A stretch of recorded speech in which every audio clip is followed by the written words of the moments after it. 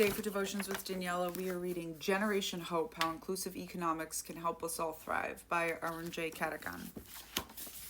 Introduction. I'm reading this book because I think we all need a little hope right now. If y'all want to read along, you can get copies attached here.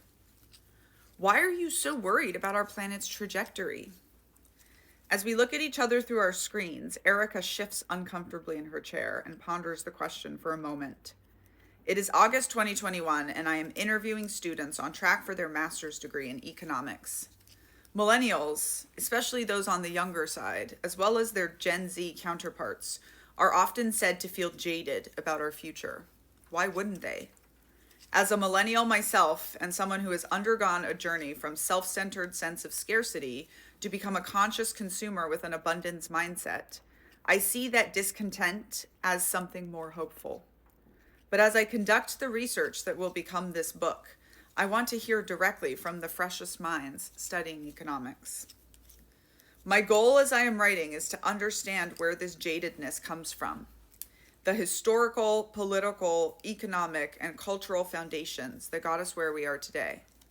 Even more than that, I want to understand where we're actually going. At the moment, it's clear that our trajectory is aimed toward destruction in one way or another. But is it possible to make adjustments to that path? And if so, who's going to lead us?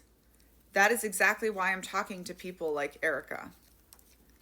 Even through the distance of a Zoom call, there is a buzz of energy about her. Oh my God, misallocation of resources, she says.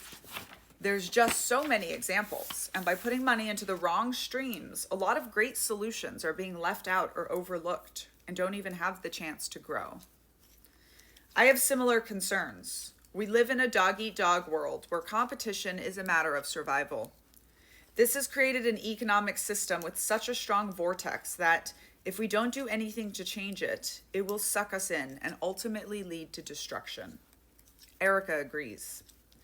The other night, I woke up at 4 a.m. and the thought that just wouldn't leave my mind was that we don't know how much time we have here on the planet. I had these pictures of wildfires going through my head, and it left me with this feeling that we must do something now. And yet, she continues, it's so frustrating because people still focus too much on the wrong things. Not only where the money goes, but where people work. And she is right. We are in this perilous moment in our planet's history, and underlining the climate crisis is our economic system. Our conversation varies widely as we discuss the many problems that are, of course, valid for countries or companies, including the cost of living crisis. Erica gets animated, and I can feel her frustration when she says, but in the grander scheme of things, they're not as big of a problem as climate change. People losing their loved ones, people losing their homes, people losing their way of life. We agree that this is a real threat. And we're already seeing it, with ever-increasing natural disasters caused by climate change displacing people. There could be 1.2 billion climate refugees by 2050, and climate migration will have significant implications for international security, instability, conflict, and geopolitics. Erica goes on, unfortunately, people just don't react to it. If your company has bad quarterly earnings or has bad earnings and you're on the stock market, everyone's going to work their ass off to turn it around and kind of show, hey, our company's not going to go down. But for the whole planet, that kind of doesn't happen. A lot of people care about our planet in this way, and like many in her demographic, Erica is doing something about it. As we spoke, she pulled out book after book that informed her opinions. She told me about the startup she's part of that is working on plastic pollution in the oceans. And, as is typical for high-achieving students, she was involved in societies at her school. This combination of awareness and action sets the conscious millennial apart from their peers and older counterparts, and it runs counter to the narrative that we are all resigned to a doomed fate. So what gives you hope, I ask her. She responds cautiously, new movements like the Green Deal and all these new types of incentives for the environment. I really hope that they will do what they're supposed to do, and that it's not just another way of generating revenue or generating public image for companies.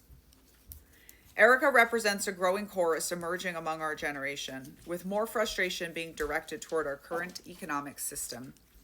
Climate, racial, and gender injustices have entered our collective awareness. Concerns about the people and the planet we live with now, and what we're leaving behind for future generations. But so far, when this frustration has found political expression, the results have ranged from unfocused and thus ineffective movements, e.g., Occupy Wall Street, to the rise of authoritarian figures who fuse legitimate economic grievances with class warfare and often overt racism. Movements have found more traction in artistic expression. Consider the astonishing worldwide response to the Spanish thriller La Casa de Papel, distributed by Netflix as Money Heist to the English-speaking world. Set in Madrid, the series tells the story of a mild-mannered, mysterious genius known only as the Professor, who recruits and rigorously trains a group of people to lay siege to the Royal Mint of Spain. Once inside, the Professor's gang takes hostages to keep the police at bay while they occupy the mint for 11 days, running the presses nonstop and escaping with more than 980 million euros. The Professor makes it clear that his gang's action is aimed not at stealing what belongs to someone else, but rather at open rebellion against late-stage capitalism.